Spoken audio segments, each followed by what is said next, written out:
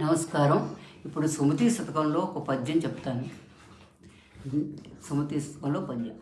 కనకపు సింహాసనమున సునకము కూర్చుండబెట్ట శుభలగ్నమున్ దనరగ బట్టము గట్టిన వెనుకటి గుణమేడు మాను వినురా సుమతి.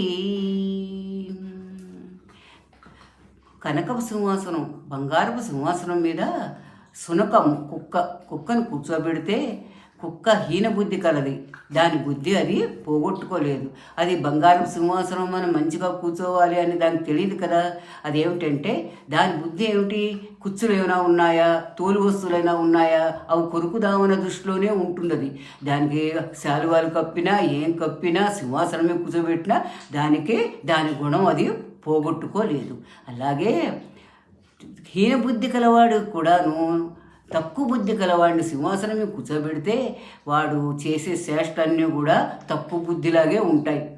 పక్క వాళ్ళకి పరువులు అందరికీ కూడా ఇబ్బంది కలుగుతూ ఉంటాయి.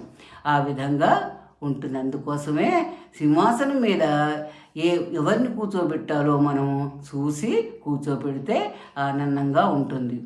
ధన్యవాదములు.